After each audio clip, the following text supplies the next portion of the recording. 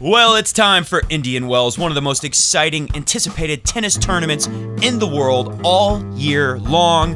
Many people call it the fifth slam, the fifth most important tennis tournament of the year. Of course, Roger Federer won it last year. In today's video, we're going to talk about how he can do it again. He won this and Miami, the Sunshine Double, two Masters 1000 tournaments played in the United States of America in the sunlight. The Sunshine Double. There you go. Roger won it last year. Can he do it again this year? That's the first thing we're going to tackle today. Then we'll go through the ATP draw. We'll go through the WTA draw. And I'll tell you some matches that could happen. Potential matches that I think would be very exciting. So I figure, hey, maybe you'll be excited to hear about them too. Welcome to Coffee Break Tennis. I'm your host, Matt Bradshaw. This is the fastest growing tennis talk show in the world. We're being watched in over 240 countries around the world. Don't make me remember the specific number.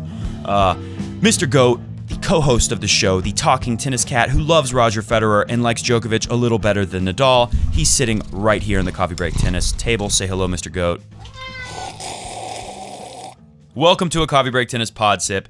It's like a podcast. There's no video. There are pictures.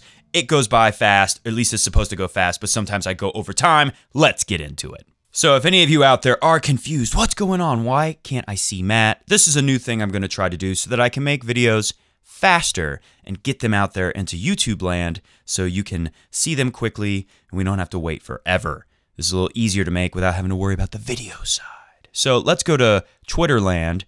By the way, did I mention, please subscribe to the channel if you haven't done so. If you haven't already done it, hit a thumbs up like if you like what we do here at Coffee Break Tennis, and comment below on anything that catches your interest. Anything you disagree with me on or strongly agree with me on, whatever you want to comment on. So Federer gets a first round bye. He could face Ryan Harrison, Federico Del Bonis in the second round. Del Bonis. Krajinovic in the third round. This is one of those ATP Next Gen guys. Nothing too scary here for the great maestro, right? In the fourth round, Fabio Fognini, or as this one guy once said, I really heard someone say this, Fognini. Adrian Manarino could also be there waiting in the fourth round for Roger. The quarterfinals, Dominic Thiem from Österreich, Austria. Of course, why trust in Dominic Thiem when you can trust in Tomas Birdman Berdych, the big bird? Birdman flying high, quarterfinals. Grigor, formerly known as Baby Fed, grown-up Fed, champion of the ATP World Tour Finals. Dimitrov in the semifinals. I'm not so sold on Grigor making it. I would love to see that, but we'll see. We'll see. Maybe he's got it all figured out. He just needed that first round embarrassment in Dubai to get it all together. Kevin Anderson could also be in the semis waiting for Roger. Nick Kyrgios. And here's the difference between Damian and Ollie's. Damian J. Byrne, you can follow him at Damian J. Byrne. You can follow me at Coffee Break Tens, T-E-N-S. You can see that on the screen there, right? Ollie at Fadal Lover _ Ollie, or is that an /? What do people call that? I can't remember. Damian J. Ollie, good follows, good tennis minds, interesting tweets. Ollie put Zverev in. I don't really think Zverev is going to make it to the final. So I'm going to say on Zverev, no chance. Ollie's playing it safe by saying any of these four could be there. Cilic, Del Potro, Djokovic. We'll talk about that in just a second. So my question to all of you. So Del Potro, that's the dream final. We'd like to see Del Po versus Fed because they're, the two hottest players right now, we could say. They just won ATP 500 tournaments. Del Po could have had a better Aussie Open, but he wasn't 100% healthy. Now, maybe he's 100% healthy. Djokovic, though, that's who I'm focusing in on. First off, do we know he's going to play for sure? What if he pulled a Andy Murray at the 2017 U.S. Open on us? Anyways, it looks like he's going to play. I saw footage of him practicing on site. He's hitting forehands, backhands, looking good, moving good. Serve, he's really babying it right now. That might just be, maybe he's going to bust it in the matches, but on the practice court, Djokovic is going real easy on the serve. So that'll be interesting if that could happen. Do you think it could happen? My big question is, if you look at the last 10 meetings of Federer and Djokovic, Federer has only won 3. So Djokovic has got 7 of the last 10. Are people out there still afraid of Djokovic? Are there some Fed heads, big Fed fans who are like, I'm happy with Djokovic. I mean, not like anyone wants, bad things to happen to him, but we're happy with Djokovic not being a factor because we don't want him beating Fed. We don't want him stopping the Fed party for all the Fed fans. Are there people out there thinking that? Or are people more thinking what I think? And if you're new to the show, full disclosure, I'm a little bit biased towards Federer. Maybe when he retires, I'll cover tennis with no bias at all. But, I'm not going to lie about the things that interest me. And Federer is just the most interesting thing in tennis ever, maybe. Definitely for now.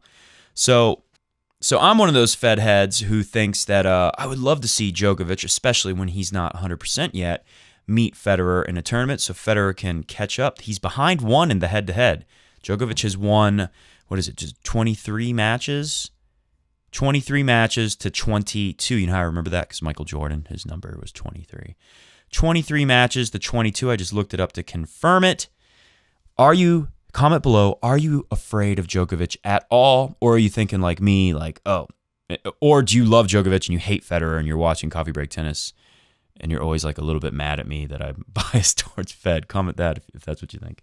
But I'm thinking Djokovic won't make it to the final, so it's a whole, much ado about nothing over here. But I would love to see Roger beat him. What do I think is going to happen if I had to make a prediction right now? This is not a bad draw, Fed heads. And I think Roger, I'm going to just try to guess. Where will he struggle in those matches?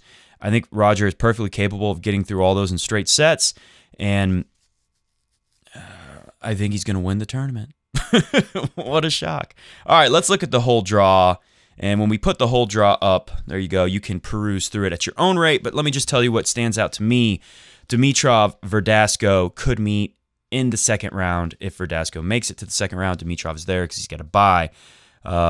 Just Verdasco's tough. And let's see where Dimitrov is. And that match would tell us, I think. The Birdman, Berdych versus Hyun Chung, third round. That would be cool match just because, Chung is... Everyone's excited about Chung right now. We saw what he did at the Aussie Open. We want to see if he can do more of that kind of stuff. He's an ATP next-gen young gun. Of course, Berdych is, a vet now. He's from the Federer generation. He's done some great things throughout his career. So, yeah, that could be a good match. Dimitrov, if he gets through to the third round, he could face young Mr. Rublev. Another one of these next-geners who beat Dimitrov at the U.S. Open last year, and what was a pretty embarrassing loss for Grigor, the Bulgarian. By the way, Chestita Baba Marta, happy Baba Marta for Bulgarians out there. Anyone listening to the show, if you're in Bulgaria, comment below and tell us about Baba Marta maybe.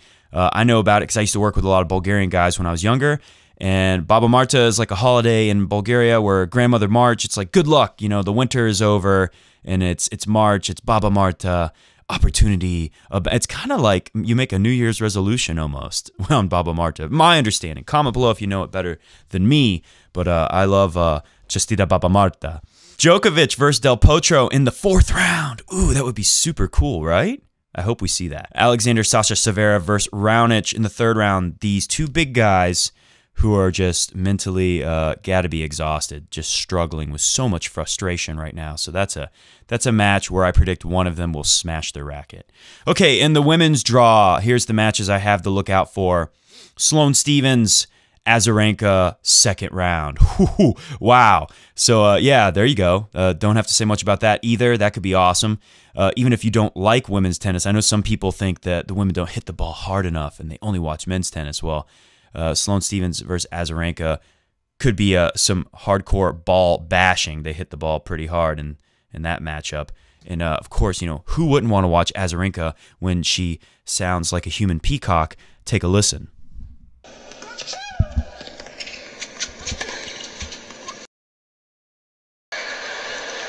Yeah, that's, who doesn't love that? That's awesome, right?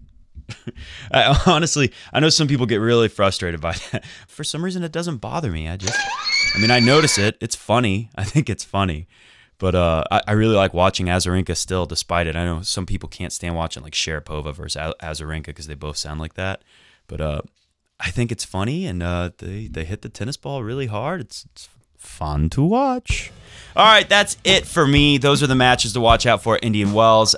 This was supposed to be a quick sip. let's just call it a podcast. Thanks for listening to Coffee Break Tennis. If you want to see, if you've never seen the show before, join us Thursday morning at 11 a.m. East Coast time, 4 p.m. in England, the UK, I think 3 a.m. in Australia. Oh, there was another country. Someone commented. I was going to mention it. Oh, I screenshot it. Where did I put it? Oh, no. We'll have to do that on Thursday. I'm so sorry. Don't forget in India, 9 p.m. 9 p.m. in India. I know some people were mad that I was late yesterday. Super sorry in India. Because, here it's like, oh, he waited till 1 p.m. Oh, my gosh.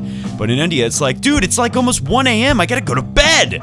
So really sorry to India, and sorry to everyone's ears if I just get too loud. Just then, we'll see you Thursday, 11 a.m. East Coast time, and talk about some more tennis. See ya! Pod sip.